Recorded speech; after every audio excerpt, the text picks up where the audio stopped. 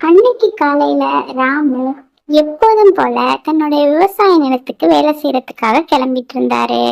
அவரு காலையிலே டீ எல்லாம் சாப்பிட்டுட்டு தன்னுடைய சாப்பாடையும் அங்கேயே எடுத்துட்டு போயிடுவாரு. காலையிலே என்ன வெயில் அடிக்குது, இவ்வளவு வெயில் அடிக்குது. ம் ஒரு மழை பெஞ்சா நல்லாதான் இருக்கும். ஆனா பெய்ய மாட்டுதே. இல்லைன்னா அந்த மூத்திட்ட போய் தண்ணி பாய்ச்ச சொல்லி நிறைய காசு கொடுக்கணும். அவர் வேலையெல்லாம் முடிச்சிட்டு வீட்டுக்கு வர இரவாயிருச்சு. ராமுவோட மனைவி ராமு நிக்கிறத பார்த்துட்டு அவர்கிட்ட வந்து, என்னங்க, என்ன ஆச்சு? என்ன வெளியில நின்னு பார்த்துட்டு இருக்கீங்க? அது ஒண்ணும் இல்லம்மா, பயிர் செஞ்சல, அதான் மழை வரதான்னு பார்த்துட்டு இருக்கேன். ராமுவும் சாந்தியும் தூங்கிட்டு இருந்த போது திடீர்னு ஏதோ ஒரு சத்தம் வெளியில கேட்டதும் ராமு எழுந்து போய் வெளியில பார்க்க போனாரு. மழை வரத முன்னாடியே தெரிஞ்சுக்கிட்ட ராமு தன்னோட வரப்ப எல்லாத்தையும் சரி பார்த்து வேலை பார்த்துட்டு இருந்தாரு. கரெக்டா அவர் வரப்பெல்லாம் வெட்டிட்டு வரும்போது நல்ல பலத்த மழை பெஞ்சிட்டு இருந்துச்சு. திடீர்னு அங்க ஏதோ சத்தம் கேட்டதால ராமு நின்று பார்த்துட்டு இருந்தாரு. அப்போ திடீர்னு ஒரு அரக்கன் வந்தான். நான் தான் பெரிய பூதம். உன்னை ரொம்ப நாளா இந்த இடத்துல பார்த்துக்கிட்டு இருக்கேன். நீ ரொம்ப கடின உழைப்பாளியா இருக்கிறதுனால உனக்கு ஒரு பரிசு கொடுக்க நான் ரொம்பவே ஆசைப்படுறேன். இந்தா, இத வச்சுக்கோ அப்படின்னு சொல்லிட்டு அந்த பூதம் அங்கிருந்து போயிடுச்சு. அவனுக்கும் ஒன்னும் புரியாம அவனும் அங்கிருந்து கிளம்பிட்டான். சாந்தி, சாந்தி, சீக்கிரம் எந்திரி. எந்திரிச்சு இந்த அதிசயத்தை கேள. சாந்தி, எந்திரிமா. என்னங்க, என்ன ஆச்சு? எதுக்கு எழுப்புனீங்க? எங்க போனீங்க? என்ன இது கையில? எது? அட ஆமா சாந்தி, எனக்கே ஒன்றும் புரியல. நான் எப்போதும் போல வயல், அப்போ அங்க ஒரு பெரிய பூதத்தை பார்த்த சாந்தி. அது திடீர்னு என்கிட்ட வந்து, நீங்க ரொம்ப நாளா கடினமா உழைக்கிறீங்க, அதனால உங்களுக்கு ஒரு பரிசு தரேன்னு சொல்லி இந்த தங்க கிண்ணத்தை என்கிட்ட கொடுத்துட்டு போயிருச்சு சாந்தி. என்னங்க சொல்றீங்க? இந்த தங்க கிண்ணத்தை உங்களுக்கு பரிசு கொடுத்துச்சா? அதுவும் பூதமா? என்னால நம்பவே முடியலைங்க. ஆனாலும் இது கண்ணுக்கு முன்னாடி இருக்கிறது, நம்பிதான் ஆகணும். இந்த தங்க கிண்ணத்தை எதனால உங்களுக்கு கொடுத்துச்சுன்னு புரியல. ஆனா இந்த தங்க கிண்ணத்தை வச்சு நம்ம எதுவும் செய்யலாம். எல்லா நன்மைக்குங்க. மறுநாள் காலையில ராமு தன்னோட வீட்டுக்கு நெல்லெல்லாம் எடுத்துட்டு வந்தாரு. அப்போ சாந்தி வெளியில உட்காந்து அந்த தங்க கிண்ணத்தை பார்த்துட்டு இருந்தா. ராமு அங்கேருந்து வந்துட்டு இருக்கும் போது திடீர்னு கீழே விழுந்துட்டாரு. அதை பார்த்த சாந்தி அங்கேருந்து ஓடி வந்து, என்னங்க, என்னங்க, பார்த்து பொறுமையா வரக்கூடாதா? எதுக்கு இவ்வளவு அவசரம் உங்களுக்கு? வச்சோ எல்லாம் கீழே விழுந்துருச்சு. அட, அந்த அதிசயத்தை பாருங்களேன். தங்க கிண்ணத்து மேல அரிசி விழுந்ததும் அந்த தங்க கிண்ணம் ஃபுல்லா அரிசி வந்துருச்சே. அடடா, என்ன அதிசயம்! அட, என்னங்க இது அதிசயம்? தங்கத்தட்டுல அரிசி விழுந்ததும் அரிசி மூட்டை 2 ஆயிருச்சே. இவ்வளோ வந்துருச்சே. என்ன ஒரு அதிசயம் பாருங்க. சாந்தி, நம்ம மறுபடியும் அதை செஞ்சு பார்ப்போம். ஆஹா, அது நடந்துருச்சு. அது உண்மைதான் சாந்தி. சரிதான். 1 2 ஆயிருச்சு. இதுல எது போட்டாலும் நிறைய கிடைக்கும் போல.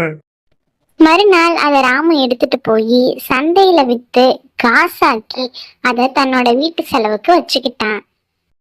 ஆஹா, இந்த பூதத்துக்கு எவ்வளோ ஒரு அன்பான செயல். நம்ம கிட்ட உதவி செய்ய சொல்லிதான் இதை கொடுத்துருக்கோம் போல இருக்கு. நம்ம இதை நல்ல விதமா பயன்படுத்தணும். அப்படியே காலங்கள் போக அதே மாதிரியே வித்து ராமு நல்ல வீடு கட்டி டிராக்டர் வாங்கி விவசாயத்தை உழுதாரு. அவருடைய மனைவி சாந்தியும் முதியவர்களுக்கு பெரியவர்களுக்கெல்லாம் உதவி செஞ்சு வந்தாங்க. அந்த பூதம் அவங்களுக்கு உதவின மாதிரி அவங்களும் மக்களுக்கு உதவி செஞ்சு நல்லபடியா வாழ்ந்து வந்தாங்க. இத்தோட ராமு சாந்தி கதை முடிஞ்சிருச்சு. அந்த கிராமத்துல மீனா, ஷாரு அப்படின்ற 2 மாமியார் மருமகள் வாழ்ந்து வந்தாங்க. ஷாரு, அத்தை, என்னத்தை என்னை மட்டும் விட்டுட்டு டெய்லி வேலைக்கு போயிட்டு வரீங்க? என்னையும் எப்பயாவது ஒரு நாள் கூட்டிட்டு போலாம்ல. உங்க பையன் சொன்னாங்க நிறைய நிலம் இருக்குன்னு, அங்க வேலை செய்றீங்க, என்னையும் கூட்டிட்டு போங்க அத்தை. அப்படியாம்மா? இப்பதான் கல்யாணம் ஆகியிருக்கு உனக்கு. நம்ம எதுவும் வெளியில கூட்டிட்டு போனா நீ வேலை செய்யறதுக்காக கூட்டிட்டு போறாங்களோன்னு நினைச்சுதாம்மா நான் கூட்டிட்டு போல. அடுத்த வாட்டி உன்னை கண்டிப்பா கூட்டிட்டு போறேன். இல்ல இல்ல, நாளைக்கு உன்னை கண்டிப்பா கூட்டிட்டு போறேன். இததான் நினைச்சு இவ்வளவு நேரம் எனக்காக காத்துட்டு இருந்தியா? மறுநாள் ரெண்டு பேரும் அந்த வயலுக்கு போனாங்க. அப்போ அவங்க அத்தை, நீ இருமா, நான் வேலை செய்யறத பார்த்து நீ கத்துக்கோ அப்படின்னு சாரு கிட்ட சொன்னாங்க. சாருவும் அதை பார்த்துட்டே இருந்தா. அப்படி பார்த்துட்டு இருக்கும்போது அவ கண்ணுல ஏதோ தென்பட்டுச்சு. என்னவா இருக்கும் அப்படின்னு யோசிச்சுட்டே இருந்தா. சரி, கிட்ட போய் பார்ப்போம் அப்படின்னு பார்க்கும்போது அங்க ஏதோ இருந்து தென்பட்டதும் அவ இது ஏதோ மந்திரக்கோள் மாதிரி தெரியுது அத்தை, இங்க பாருங்களேன். இத பார்த்தா ஏதோ வினோதமா தெரியுது, ஆனா ஏதோ மந்திரக்கோள் மாதிரியும் தெரியுது. இத வச்சு ஏதோ பண்ணலாம்னு நினைக்கிறேன் அத்தை. நம்ம போய் பார்க்கலாம். வழியில வரும்போது ஷாரு அவங்க அத்தை கிட்ட சொன்னா, அத்தை, நமக்கு இந்த மந்திரக்கோள் ஏதோ ஒரு காரணமா தான் அத்தை கிடைச்சிருக்கு. இவ்வளோ நாள் உங்க கண்ணுல படாம என் கண்ணுல பட்டிருக்கு. இதை நினைச்சு நான் ரொம்ப பெருமைப்படுறேன். அது மட்டும் இல்ல, இதை ஒரு நல்ல செயலுக்கு நம்ம பயன்படுத்தணும். இதுல ஏதோ சக்தி இருக்குன்னு நினைக்கிறேன், அதை பத்தி நமக்கு தெரியல. அப்போ வர வழியில சாருவும் அவங்க அத்தையும் ஒரு கிளிய பார்த்தாங்க. அந்த கிளி திடீர்னு பேசுச்சு, இது ஒரு மந்திரக்கோள், இதை நீங்க பத்திரமா பார்க்கணும் அப்படின்னு சொல்லிட்டு அது அங்கேருந்து போயிருச்சு. அவங்களும் ஒன்றும் புரியாம அங்கேருந்து வந்துட்டு இருந்தாங்க. வர வழியில கொஞ்சம் மழை பெஞ்சிட்டு இருக்கும்போது ஒரு பறவைய அங்க பார்த்தாங்க. அந்த பறவை எதாலையோ அடிபட்டிருக்கு அப்படின்னு மீனா சொல்லிட்டு இருந்தாங்க. ரெண்டு பேரும் பேசிட்டு இருக்கும் போது திடீர்னு அந்த மந்திரக்கோள் அந்த பறவை மேல பட்டு அது ரொம்பவே உற்சாகமாயிருச்சு.